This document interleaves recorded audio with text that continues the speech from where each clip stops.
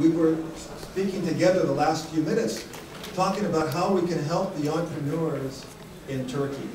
So I wanted to tell you how I got involved, because it really, I think, illustrates what's happening in the world now.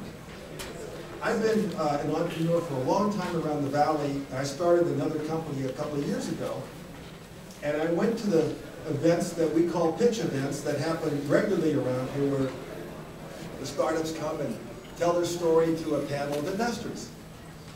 And I've been doing this on and off for the years. I went one day about a year and a half ago, and the panel was excellent of investors, but the entrepreneurs were not prepared. And so the guy from Google said to everybody at the end of the presentations, he said, guys, we're here to help you, and you're not prepared. And so at that time I thought, if we don't do a better job preparing each other and helping each other, these investors are going to quit coming to these panels and quit helping in this way. So I started doing a workshop on helping the entrepreneurs present their case to the investors. Well, last summer, I was doing one of these, and a young fellow came up, a 14-year-old. He walked up and he said, "The big guy in charge?" "Yes." And he said, "Well, I want to pitch my company. I'm the CEO of a startup." And I said, "Okay." I said, "You got a product?" He goes, "Of course I have a product. I have a prototype. It's working." I said, "Do you have any traction?" He said, "I wouldn't be here if I don't have traction." Now, he was 14 years old. I'm not joking. So I said, "You're on." So we put him on, and you wouldn't believe this. He was so focused, and he put up on the slides, there was a picture of the whole country of the States, the U.S., and it's Chicago and Silicon Valley. And he said, he walked up, now remember, he's 14 years old, and he said, "I am a serial entrepreneur." "Serial?" And he said, "Yes, this is my second startup." He said, "The first one I did in Kazakhstan," and he said, "but I need a better ecosystem than they have there." Because, you know, they're not really too much into entrepreneurship. They just started. I said, "Wow, he ain't 14, all right."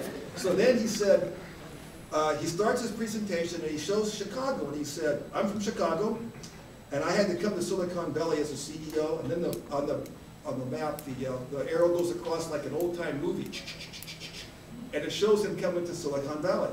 So he said, "I'm here to raise money and grow my business."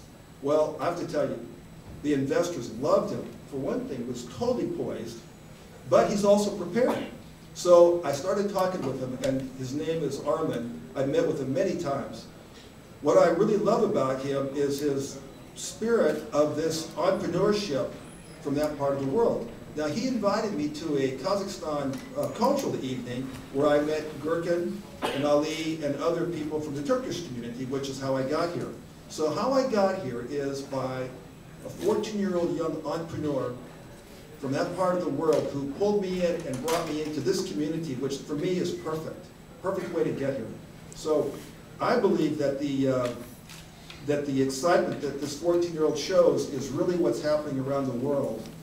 And I really love this part, that I didn't expect to happen this way, but it's just a movement around the world. So I love participating in helping the entrepreneurs.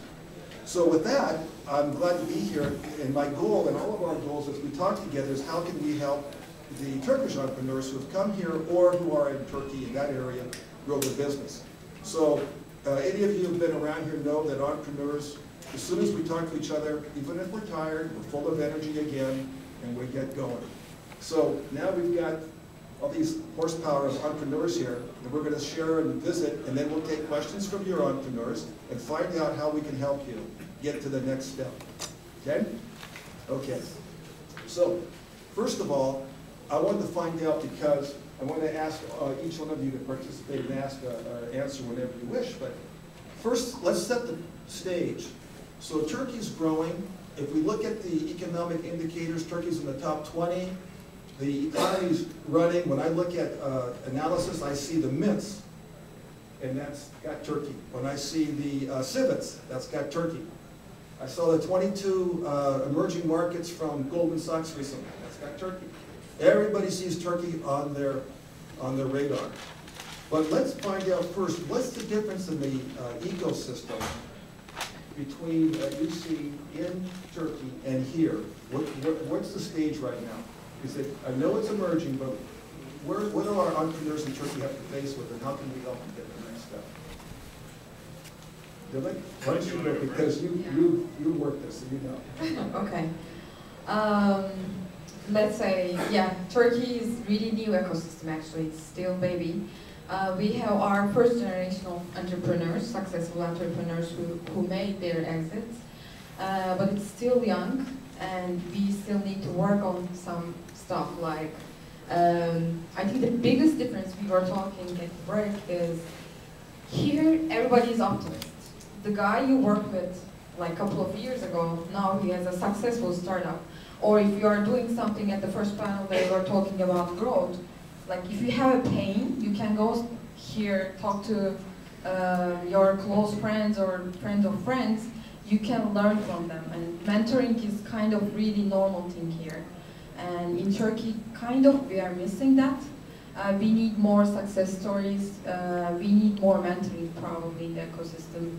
Other than that, of course, ecosystem needs its culture, education, its policy, a lot of other parts, but I think mentoring and success stories are the most biggest difference for now.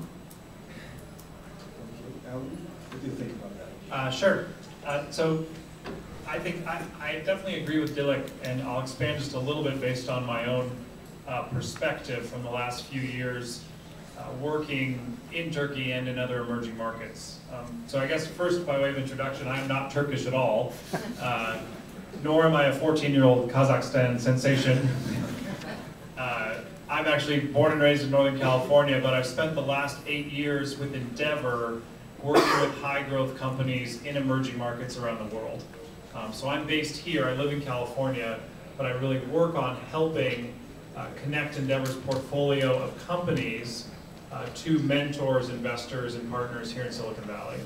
So my perspective with that lens is that a lot of the challenges to being an entrepreneur in Turkey are similar to the ones Endeavor sees in Brazil, or South Africa, or Indonesia, or Mexico. These are all really exciting markets where things are growing and changing so fast, but in a way they're still very young, sort of very nascent ecosystems. And I think it comes down to, in addition to kind of role models and success stories, being able to point to companies that have been successful, I think it also really is about a culture of trust. And I think that's something that's starting to form, at least in Istanbul and Sao Paulo and Mexico City and a few of the places where Endeavor works.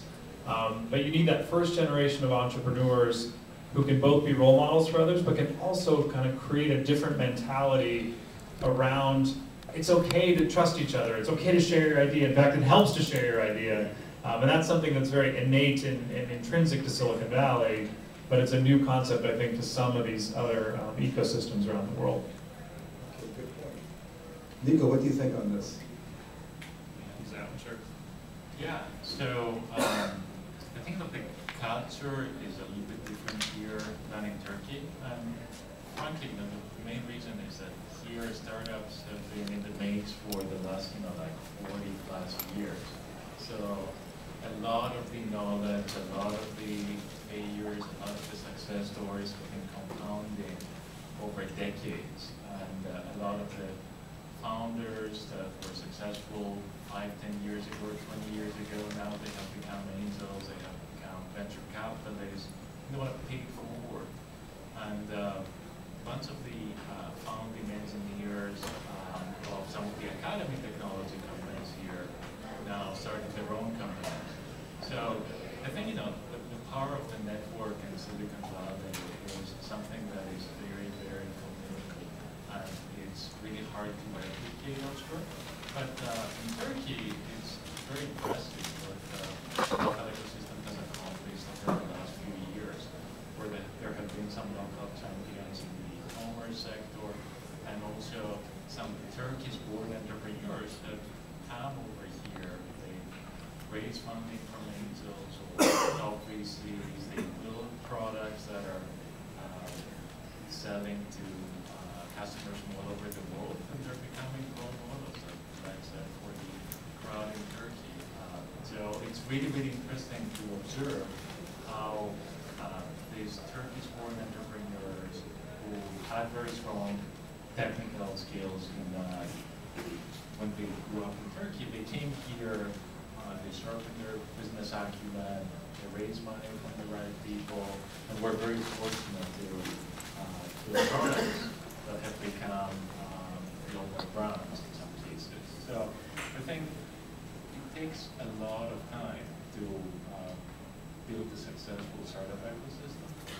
The guys in Israel have done it, but it's been 30 years, and now they've had a bunch of billion-dollar exits, both in the enterprise and the consumer fronts. And Turkey has already had a few multi-hundred billion-dollar financing exits. So the best years are yet to come. And if the focus is on building global products, I'm very optimistic about the global ecosystem. When we look from the entrepreneur's eyes, like even in Silicon Valley in 1990s, people didn't know anything. They didn't have content. Most of the things were myths. And now in Turkey, what I see when entrepreneurs come, they are not prepared, but they don't have the content for them. It's a different ecosystem. It's not a Silicon Valley. But I travel a lot. I go to London, Moscow, Middle East, Eastern Europe, and I see the energy in Istanbul. Like, it's a big country, big economy, and I see that we have such amazing people. And if we can work on some small stuff, it's gonna bring us really great, amazing results. Okay, good. Let's switch over to something the entrepreneurs are really excited about, which is when they've got a good idea and they're coming to present their idea to potential investors.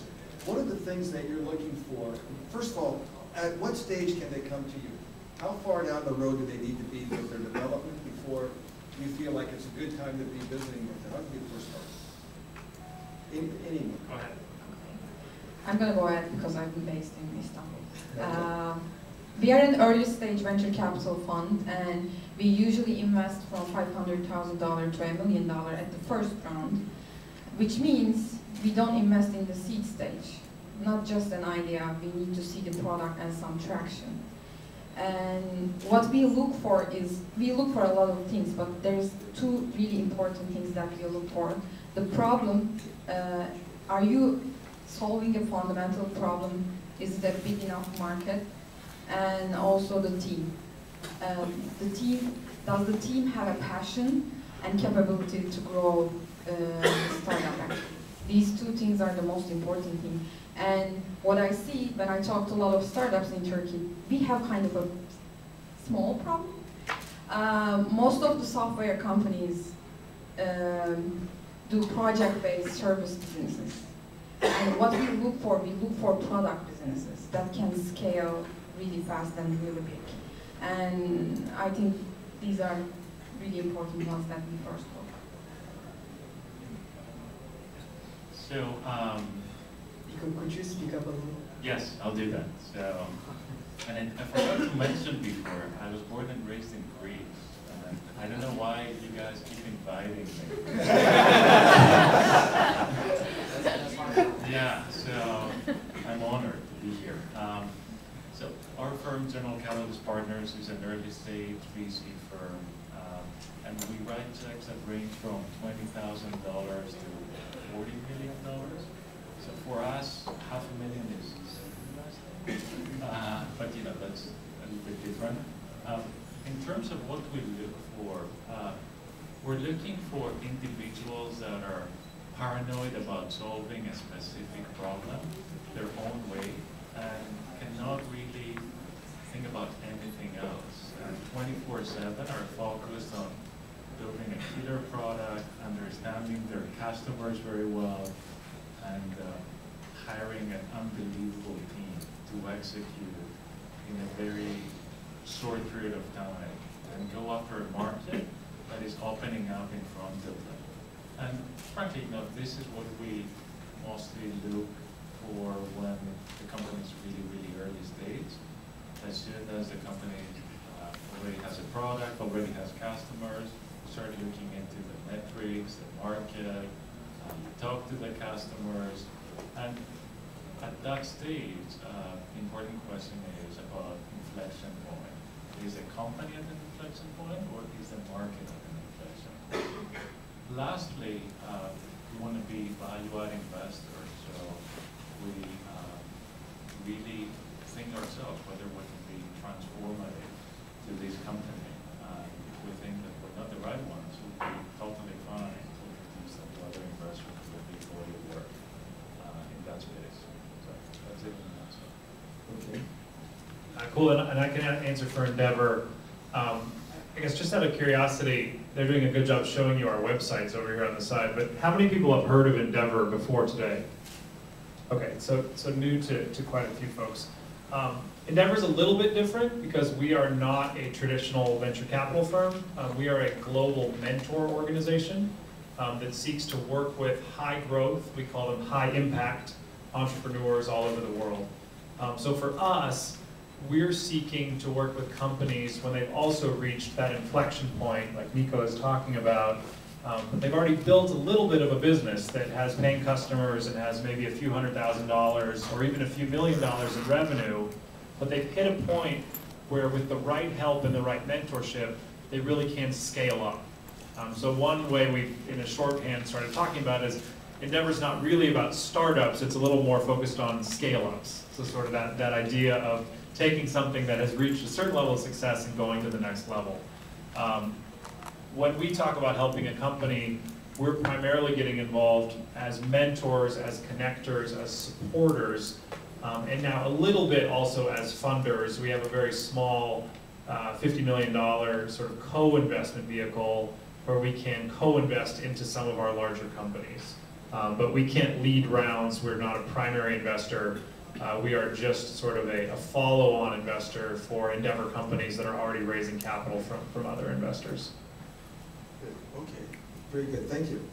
Now here's something, in this area, when we see startups come in, when they first start going out to raise money, I've probably seen at least 500 of these companies that I've talked with the guys individually in the last 2 years. Normally, there's no problem in having an engineering-led startup around here. The engineering is not really an issue. There's all the engineering talent you want, and this includes around the world. I see guys coming from all over here, engineering driven. But I would say, even here, most of the teams that start up are short on their go-to-market strategy. I mean, it's actually almost completely missing. They think it's not missing, but it's missing. Then they go looking for money, and they start getting, it takes some time because they don't have a full team, and they start struggling sometimes with getting real traction. They got great looking product, but they are struggling at this point. When you see these folks, is that something that you're seeing in Turkey also, whether it's an engineering-led team without enough of the go-to-market strategy? Does that occur there, or is that a different kind of problem? Okay. Actually, in Turkey, we have Istanbul, which is commercial center of Turkey, and we also have Ankara, which is R&D center of Turkey. I think the engineering teams are mostly only engineering teams, mostly are in Ankara. They have great products, great guys, but they stuck in the middle of like $5 million to $10 million revenues, and they don't grow anymore because they are missing the business side of the startup growth. I just want to give you an example. Actually, we had an investment, it's Solvoyo, supply chain optimization software. We have been talking to them for a long time. We made an investment after 1.5 or 2 years. When we first met, the guy, he has a PhD from Georgia Tech. His mathematical algorithms are one of the best in the world for the supply chain. He was a great guy. He learned coding, but he didn't know how to go to the market. He didn't have reference customer, for example. What we said, okay, go ahead and find a customer. In Turkey, usually corporate customers are really tough. It takes more than 9 months. Sort of like the sales cycles are really long. But at the end, he sold his product to Western, which is one of the biggest companies in Turkey, corporate. It took 9.5 months. We said, okay, this is good, but you should show more track record.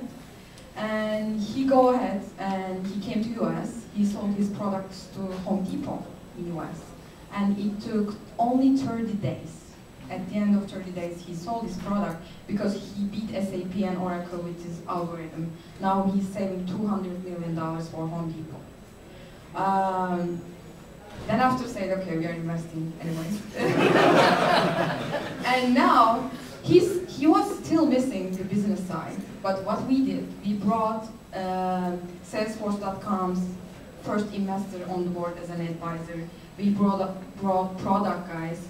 We hired sort of COO, but next to be CEO. But he's already okay with it because he's in love with his product. Now the company is growing really fast. We are getting really big corporate customers. I mean, when you are choosing your investor, it's really important them to help you actually at the end. You should choose your investor too, how they can help you. But if you are burning inside to solve the problem, at the end they will find you and they are going to invest in you. Okay, let me ask, what kind of, before they get to the venture funds, what kind of angel investment environment exists now in Turkey? Could you speak about that at all? Niko, do you know anything on this? You can speak better now. Okay. I'm sure. Okay. I'm sure Dilek can do a better job answering that. What I am seeing is Silicon Valley-based Turkish founders now are doing a great job, either putting in some of their own money or introducing Turkish foreign founders to investors over here. And also from what I know, there have been some recent exits in Turkey, and the founders or the early investors in that they keep doubling down, investing on the local ecosystem. You know, Turkey is a country with a lot of high net worth individuals, with family offices who write some checks, but it's harder to convince them because they don't have a lot of tech investing experience. I'll let you know. I just want to give you an insight. I think we are the oldest venture capital firm focused on Turkey. We are 2 years old. And let alone angel investment networks are really few people. First generation of entrepreneurs are investing in the ecosystem again. But what I see now, a lot of people are coming to me and telling me, how can we invest? Like high net worth individuals, they're really keen on to being an angel investor, but they don't know how to do that. And I think we need to help in the ecosystem to let them understand how it works, because now there are still rules are not set. They want to get the half of the company and they want to be the boss and sort of things, but it's improving every day. And the potential of the number of angel investors are growing really fast too. In the following panels, actually, I think they are going to be talking about the government initiatives. There are also a lot of initiatives about angel investment in Turkey, which is also promoting